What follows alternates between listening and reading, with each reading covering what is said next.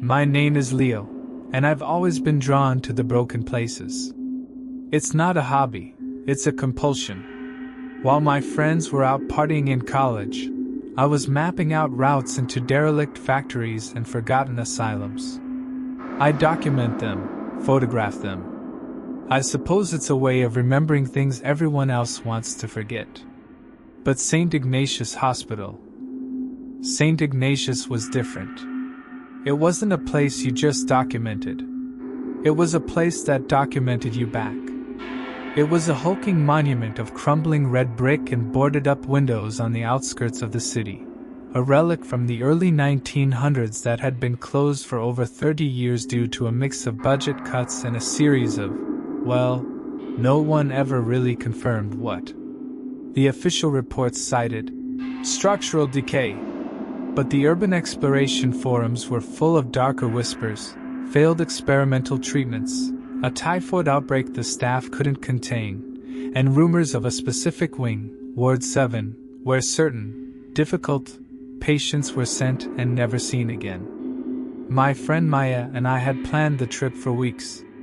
She was the only one who shared my fascination, though hers was more for the art of decay, the way nature reclaimed man-made structures. She was a photographer, always seeing a strange beauty in the rot. "You ready for this, Leo?" she asked, her breath misting in the chilly autumn air. We stood at the tree line, looking at the hospital's jagged silhouette against the night sky. "The stories about this place are intense. That's all they are, Maya." "Stories," I said, though a familiar thrill of apprehension shot through me. "The only thing we have to worry about is security and rotten floorboards." We found a basement window with rusted-out bars, an entry point noted by a dozen other explorers before us. The crunch of broken glass under our boots was deafening in the silence. The air inside was thick and cold, smelling of damp plaster, mildew, and something underneath it all, the faint, sweetly antiseptic scent of old hospitals, clinging to the walls like a ghost.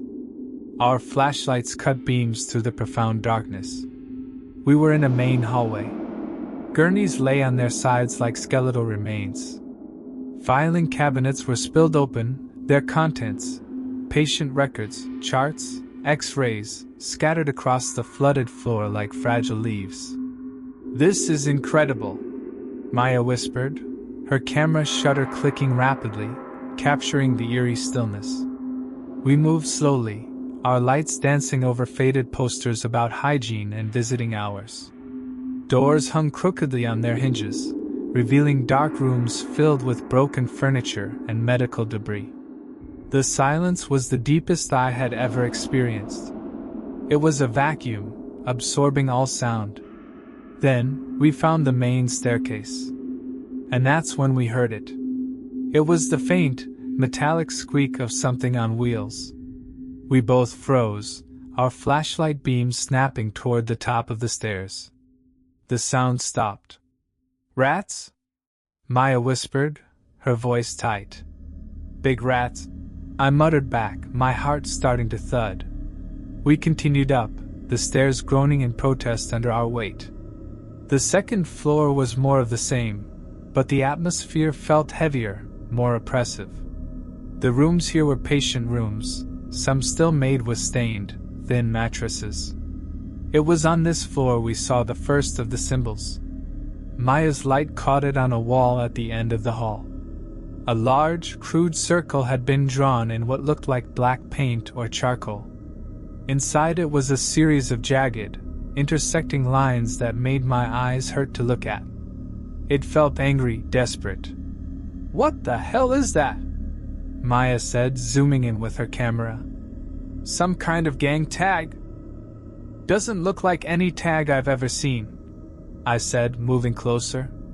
The air around it was noticeably colder. I reached out a hand. "Leo, don't," Maya warned. But my fingers were already an inch from the wall. A sudden, intense wave of nausea hit me, a dizzying vertigo accompanied by a fragmented, screaming thought that wasn't my own. "Get it out, get it out, get it out." I snatched my hand back, stumbling. "Did you feel that?" I gasped. "Feel what?" "You just jumped." Maya looked at me, concerned. She hadn't felt it. The message, the terror, was for me alone. That's when I knew the stories were wrong. St. Ignatius wasn't haunted by ghosts. It was haunted by diagnoses, by pain, by the very idea of sickness itself. Shaken, I insisted we keep moving. I was driven by a need to understand now, not just to explore. We found a nurse's station. On the desk, a ledger was open. The entries were in a tight, frantic script. The last few entries for Ward 7, dated the week the hospital closed, were all the same. Patient 7C. Condition unchanged. The silence continues. Patient 7B. Condition unchanged. The silence continues. Patient 7A. Condition worsening. The silence is spreading. Ward 7. I read aloud. The silent ward. Maya was looking at a large, framed floor plan on the wall behind the desk. She traced a path with her finger. "It's not on this map, Leo. It's just not here." But another symbol was drawn in the dust in the corner of the glass, right over where the east wing should have been, was another one of those jagged circles. A marker. A waypoint. We followed the signs. They became more frequent the further we went down a long, decaying corridor that seemed to lead away from the main building. The air grew colder with every step. The sweet, antiseptic smell was stronger here, mixed with the coppery tang of old blood. At the end of the corridor was a set of heavy, double doors. They were made of reinforced steel, unlike any other doors in the hospital. They were slightly ajar. On the wall next to them, the jagged circle was carved deep into the brickwork. This was it. Ward 7. We pushed the doors open. The room beyond was a long, narrow ward with about a dozen beds on either side. But these weren't normal beds. They were reinforced, with thick leather restraints hanging limply from the sides. The walls were padded, the fabric torn and spilling out yellowed foam, scarred with long, desperate scratches. And in the beds were the patients. They were skeletons, mostly, shrouded in the rotten remains of hospital gowns, still strapped to their beds by the brittle leather. They had been left behind. "My God!" Maya breathed, her camera hanging forgotten around her neck. "They just left them here." But that wasn't the worst part. The worst part was the silence. It was absolute. Our footsteps, our breathing, even the sound of the outside world, it all died the moment we crossed the threshold. It was a heavy, suffocating blanket, a void that actively consumed noise. Maya tried to speak. I saw her lips form the words, "Leo, we need to go." But not a single sound emerged. She looked at me, her eyes wide with the terror I felt mirrored in my own soul. That's when the door at the far end of the ward creaked open. A figure stood there. It was tall and wore the tattered, stained remains of a doctor's white coat. Its face was not a face. It was a shifting, blurry distortion, like a heat haze over a road. In one hand, it held a long, rusted scalpel. In the other, it held a clipboard. It didn't walk. It glided, moving toward the first bed on the left. It stopped and looked down at the skeleton there. It raised the scalpel.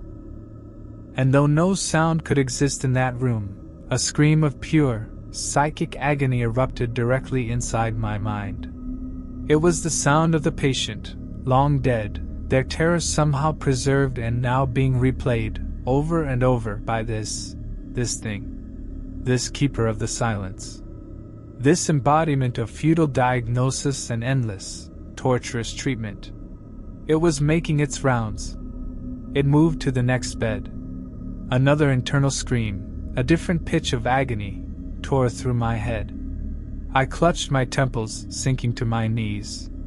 Maya was doing the same, tears streaming down her face from the silent, psychic assault. The doctor thing was halfway down the ward now. It would reach us. I grabbed Maya's arm and pulled her up. We had to get out. We ran, stumbling past the skeletal remains, their silent screams building to a cacophony inside my skull. The thing with the clipboard turned its blurred face toward us.